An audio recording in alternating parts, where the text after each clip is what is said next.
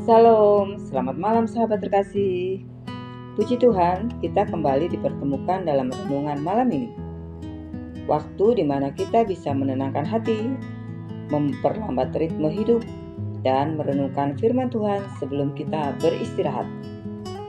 Hari ini kita akan merenungkan firman Tuhan dari Yakobus 1 ayat 12-14. Sebuah pesan yang sangat penting untuk kita yang sedang bergumul menghadapi godaan, pencobaan, dan tekanan hidup. Mungkin sepanjang hari ada hal yang menguras tenaga, melukai hati, atau menggoyahkan iman kita. Renungan malam ini akan menolong kita melihat bagaimana Tuhan memandang pencobaan, godaan, dan respon yang benar di hadapannya. Yakobus 1 ayat 12-14. Berbahagialah orang yang bertahan dalam pencobaan, sebab apabila ia sudah tahan uji, ia akan menerima mahkota kehidupan yang dijanjikan Allah kepada barang siapa yang mengasihi Dia. Apabila seorang dicobai, janganlah ia berkata, "Pencobaan ini datang dari Allah," sebab Allah tidak dapat dicobai oleh yang jahat, dan Ia sendiri tidak mencobai siapapun. Tetapi tiap-tiap orang dicobai oleh keinginannya sendiri, karena ia diseret dan dipikat olehnya. Sahabat terkasih, ayat ini dimulai dengan kata yang tampaknya kontradiktif. Berbahagialah orang yang bertahan dalam pencobaan. Biasanya, pencobaan membuat kita lelah, takut, dan tertekan. Namun Tuhan berkata, berbahagialah. Artinya ada perspektif surgawi yang harus kita miliki. Pencobaan bukan tanda Tuhan marah, bukan bukti Tuhan meninggalkan, tetapi kesempatan untuk naik level iman. Pencobaan diizinkan supaya kualitas iman teruji, bukan hanya di mulut, tapi nyata dalam sikap dan keteguhan hati. Ada beberapa contoh dalam kehidupan kita sehari-hari.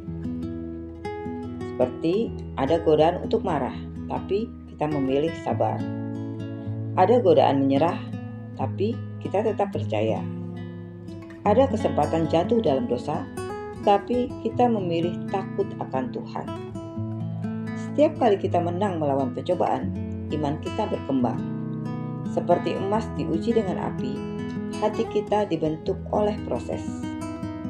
Pada akhirnya, Tuhan menjanjikan mahkota kehidupan, hadiah kekal bagi orang yang tetap setia sampai akhir. Ayat 13 menegaskan, jangan berkata pencobaan ini dari Allah.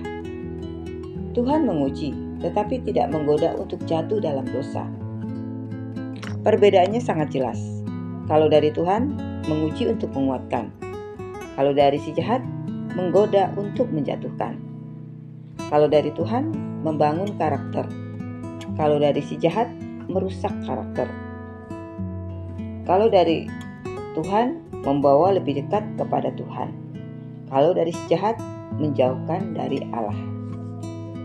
Sahabat terkasih, penting untuk kita sadari bahwa tidak semua pencobaan datang dari setan. Kadang musuh terbesar adalah keinginan hati kita sendiri. Ayat 14 berkata, tiap-tiap orang dicobai oleh keinginannya sendiri, karena ia diseret dan dipikat olehnya. Kata diseret berarti ditarik dengan paksa. Kata dipikat berarti dirayu dengan hal yang terlihat indah. Artinya, godaan selalu memakai hal yang kita suka. Setan tidak menawarkan apa yang kita benci. Dia memakai hal yang kita inginkan. Sebagai contoh, yang suka uang dicobai lewat peluang curang. Yang mudah marah dicobai lewat konflik.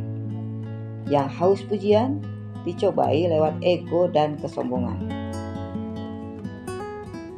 Renungan malam ini mengajak kita untuk jujur menilai.